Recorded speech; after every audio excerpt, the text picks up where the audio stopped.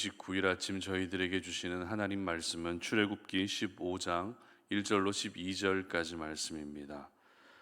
말씀을 함께 봉독합니다. 이때에 모세와 이스라엘 자손이 이 노래로 여호와께 노래하니 일러스되 내가 여호와를 찬송하리니 그는 높고 영화로우시며 말과 그 탄자를 바다에 던지셨음이로다. 여호와는 나의 힘이요 노래시며 나의 구원이시로다. 그는 나의 하나님이시니 내가 그를 찬송할 것이요 내 아버지의 하나님이시니 내가 그를 높이리로다. 여호와는 용사시니 여호와는 그의 이름이시로다. 그가 바로의 병거와 그의 군대를 바다에 던지시니 최고의 지휘관들이 홍해에 잠겼고 깊은 물이 그들을 덮으니 그들이 돌처럼 깊음 속에 가라앉았도다. 여호와여 주의 오른손이 권능으로 영광을 나타내시니이다. 여호와여 주의 오른손이 원수를 부수시니이다. 주께서 주의 큰 위엄으로 주를 거스르는 자를 엎으시니이다. 주께서 진노를 발하시니 그 진노가 그들을 지푸라기 같이 사르니이다. 주의 콧김에 물이 쌓이되 파도가 언덕같이 일어서고 큰 물이 바다 가운데 엉기니이다. 원수가 말하기를 내가 뒤쫓아 따라잡아 탈취물을 나누리라. 내가 그들로 말미암아 내 욕망을 채우리라. 내가 내 칼을 빼리니 내 손이 그들을 멸하리라 하였으나 주께서 바람을 일으키심에 바다가 그들을 덮으니 그들이 거센 물에 납같이 잠겼나이다. 여호와여 신중에 주와 같은 자가 누구니이까? 주와 같이 거룩함으로 영광스러우며 찬송할 만한 위엄이 있으며 기이한 일을 행하는 자가 누구니이까? 주께서 오른손을 드신즉 땅이 그들을 삼켰나이다. 아멘. 신앙의 연속성을 유지하라라는 제목으로 오늘 말씀 전합니다. 여러분, 연속성이라는 말을 잘 알고 계실 것입니다. 중간에 끊기지 않고 계속 이어나가게 되는 성질이나 아니면 상태를 가리켜서 연속성 이렇게 이야기를 하는데요. 이 상황에 따라서는 한 템포 쉬어가고 또 잠시 멈추는 것도 필요할 수 있지만 우리의 신앙만큼은 절대 쉬어갈 수 없습니다. 힘들다고 해서 멈추어서는 안 된다는 것입니다.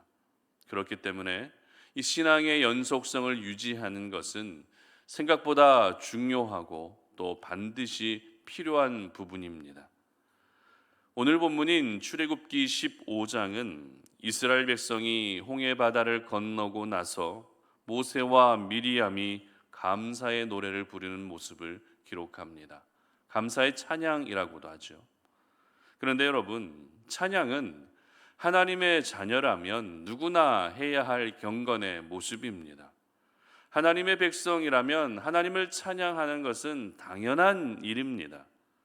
찬양을 통해 우리의 믿음이 더욱더 견고해질 수 있고 또 찬양을 통해 하나님께 영광을 올려드릴 수 있기 때문에 찬양이 없는 삶은 굉장히 건조하고 또 답답해 보이기도 합니다. 한 예로 예배를 한번 생각해 볼까요? 예배를 드리기 위해 한자리에 모였을 때 찬양 없이 바로 말씀을 듣는다거나 찬양 없이 바로 기도로 나아가게 된다면 어떨까요? 그것도 물론 은혜가 될 수 있지만 찬양 없는 예배는 무언가 많은 아쉬움이 남는 그런 시간이 될 수밖에 없다는 것입니다. 많은 분들이 이와 같은 생각을 하게 되는 이유가 무엇이겠습니까? 그만큼 찬양을 통해 많은 은혜를 경험하고 있기 때문입니다. 찬양을 통해 닫힌 우리의 마음이 열리게 되고 찬양을 통해 하나님께 더 한 걸음 가까이 나아갈 수 있기 때문에 많은 분들이 찬양 없는 삶, 찬양 없는 예배는 무언가 이상하다라고 생각할 수 있다는 것입니다. 그런 점에서 하나님의 사람들이 찬양을 하는 것, 하나님의 사람들이 오늘도 이 땅을 살아가면서 찬양을 하며 살아가는 것은 당연한 모습이라 할 수 있는 것이죠. 그렇다면 오늘 본문에 기록된 모세의 노래 그리고 이 미리암의 찬양, 이들의 찬양도 당연히 해야 할 바를 해야 했기 때문에 별로 중요하지 않은 것일까요? 당연한 것을 했기 때문에 그다지 큰 의미를 두지 않아도 되는 것입니까? 그렇지 않습니다.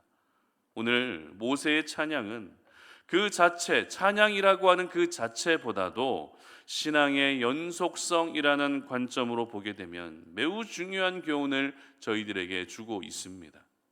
오늘 본문 1절 말씀 보시기 바랍니다. 이때에 모세와 이스라엘 자손이 이 노래로 여호와께 노래하니 일러스되 아멘.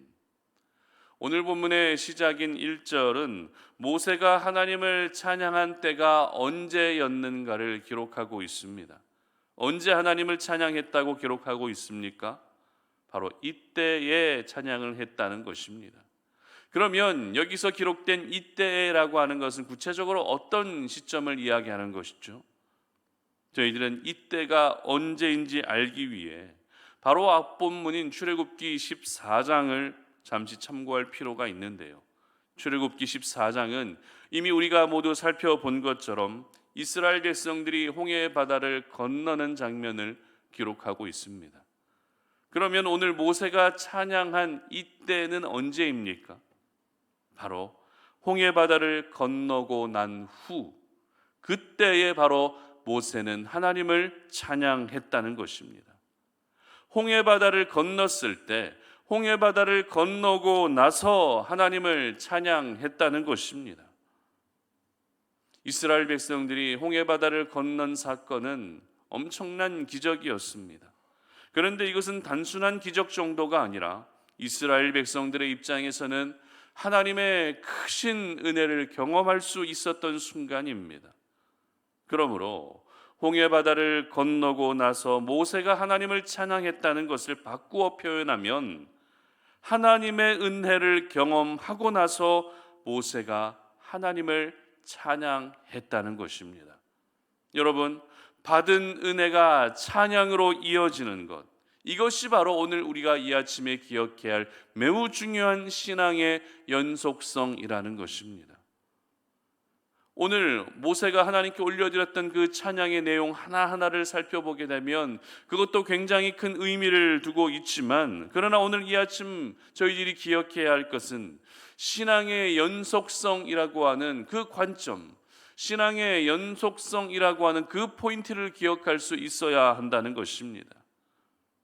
그렇다면 우리가 은혜 받은 후에 그 은혜가 찬양으로 이어져야 하는 이유가 무엇일까요? 여러 가지 이유가 있겠지만 그 중에서도 중요한 이유는 받은 은혜를 잊지 않고 영원히 기억하기 위해서 우리는 그 은혜가 찬양으로 이어지게 해야 하는 것입니다. 저희들은 영화 한 편을 통해서도 많은 감동과 또 감격을 또 할 때가 있습니다. 그런데 아무리 큰 감동을 준 영화라 할지라도 시간이 지나면 어떻습니까? 기억에서 잊혀지기 마련입니다. 그리고 더 오랜 시간이 지나게 되면 영화의 그 한 장면 한 장면도 다 잊혀지게 되고 그 영화의 결말까지도 어떻게 끝나게 되는지 잊혀지게 됩니다. 그렇기 때문에 그 영화의 감동을 조금이라도 더 간직하기 위해서 나름대로 영화의 스토리를 계속 다른 사람들에게 이야기해 주기도 하고 몇 번이고 그 영화를 다시 보기도 합니다. 이처럼 감동의 여운이 사라지지 않게 하기 위한 우리 자신들만의 방법을 통해서 그 감동을 조금이라도 더 오랫동안 느끼려 한다는 것입니다. 마찬가지입니다. 하나님께서는 오늘도 저희들에게 찾아오셔서 크고 작은 여러 가지 은혜들을 베풀어 주십니다. 때로는 이스라엘 백성들과 같이 기적처럼 하나님께서 저희들을 구원해 주실 때도 있습니다. 때로는 잔잔한 은혜를 주시며 나를 위로해 주실 때도 있습니다. 그래서 저희들은 그 하나님의 은혜를 경험하면서 감동도 받고 또 감격하기도 하는 것이죠. 그리고 찬양이라고 하는 이 수단을 통해서 내가 받은 그 은혜를 더욱더 마음 깊이 간직하게 되는 것입니다. 물론 은혜를 잊지 않고 기억하게 되는 여러분들만의 방법이 또 분명히 있을 것입니다. 그러나 찬양은 호불호가 나눠지지 않습니다. 찬양은 모든 사람들이 받은 은혜를 기억할 수 있는 가장 완벽한 수단이 되는 줄 믿으시기를 바랍니다. 그리고 받은 은혜가 찬양으로 이어져야 하는 또 하나의 중요한 이유가 있는데요. 그 이유란 찬양은 믿음의 압축판이기 때문입니다. 무슨 말인가 하면 찬양은 단순히 멜로디가 있는 노래 정도에 지나지 않는다는 것입니다. 찬양 속에는 감사가 녹아져 있습니다. 찬양 속에는 내 믿음의 결단도 포함되어 있습니다. 찬양 속에는 나의 고민과 나의 상처까지도 스며들어 있기 때문에 이 찬양은 바로 내 믿음의 압축판인 것입니다. 그러므로 내가 받은 은혜를 찬양으로 이어가야 한다는 것은 은혜에 대해 감사를 고백하는 것이죠. 은혜를 받은 자로서 내가 살아야 할 삶을 결단하는 것입니다. 그리고 은혜를 경험했기 때문에 내가 가지고 있는 고통과 아픔과 상처까지도 바로 구원의 은혜인 줄 믿습니다. 그렇습니다. 이스라엘 백성들을 애굽 땅에 구원해 주셨고 추격해 오는 애굽 군대들 가운데에서도 구원해 주신 하나님의 그 구원의 은혜는 죄로 죽었던 저희들까지도 예수님의 십자가의 보혈로 구원해 주신 것입니다. 여러분, 저와 여러분이 구원의 은혜를 경험한 사람이라는 것은 저와 여러분이 오늘도 이 땅을 살아가면서 가져야 할 중요한 경건의 모습이 바로 찬양의 삶이라는 것을 말해 주는 것입니다. 찬양은 단순히 우리가 모여서 예배 드릴 때만 올려드리는 것이 아니죠. 찬양은 일하다가 갑자기 생각날 때 부르는 정도가 되어서는 안 된다는 것입니다. 우리는 시편의 마지막 장 그리고 마지막 절인 150편 6절을 참고하고 또 기억할 필요가 있는데요. 한번 읽어보겠습니다. 호흡이 있는 자마다 여호와를 찬양할지어다. 할렐루야. 아멘. 그렇습니다. 찬양의 삶은 호흡이 있는 사람이라면 누구나 살아야 할 삶이라는 것입니다. 더군다나 내가 구원의 은혜를 경험한 사람이라면 그 찬양이 내 삶 속에 결단코 중단되는 일들이 없게 해야 하는 것입니다. 받은 은혜가 찬양으로 이어지는 삶은 저희들이 평생을 살아가면서 절대 잊지 말아야 할, 절대 잊어서는 안 될 중요한 신앙의 연속성이라는 것을 여러분 모두 기억할 수 있기를 바랍니다. 그런데 안타까운 것은 하나님이 베풀어 주신 그 은혜가 찬양으로 이어지지 못하고 죄로 이어지는 일들이 우리 가운데 있다는 것입니다. 내가 분명 하나님의 은혜를 경험했는데도 불구하고 그 은혜가 찬양으로 이어지는 것이 아니라 세상의 즐거움을 쫓아 살아가는 모습으로 이어질 때가 있다는 것입니다. 그러므로 오늘 여러분 모두가 하나님께 받은 그 은혜가 죄로 이어지는 일이 없게 하시기를 바랍니다. 하나님께 받은 그 은혜가 세상의 즐거움을 쫓아 살아가는 삶으로 이어지지 않게 하시기를 바랍니다. 하나님께 받은 은혜가 오직 찬양으로 이어질 수 있는 저와 여러분의 삶이 되시기를 바랍니다. 우리 송탄오륜의 모든 가족들은 내 삶 속에서 날마다 하나님의 은혜를 경험하며 살아야 됩니다. 하나님의 은혜를 경험하는 것 너무너무 중요하지만 그 은혜를 경험했다면 은혜가 찬양으로 이어지는 신앙의 아름다운 연속성을 실천하시고 또 유지하시며 또 그렇게 살아내시기를 바랍니다. 그래서 여러분들의 삶 가운데 하나님의 은혜가 결단코 잊혀지는 일이 없으시기를 바랍니다. 오히려 받은 은혜에 대한 감사와 결단이 매 순간 이루어질 수 있는 저와 여러분의 삶이 되시기를 주님의 이름으로 축복합니다. 함께 기도하겠습니다. 살아계신 아버지 하나님 감사합니다. 오늘 이 아침에 우리가 주님 앞에 나와 이 새벽 제단을 쌓으며 하나님을 예배하며 하나님께서 들려주신 그 생명의 말씀을 붙들고 기도합니다.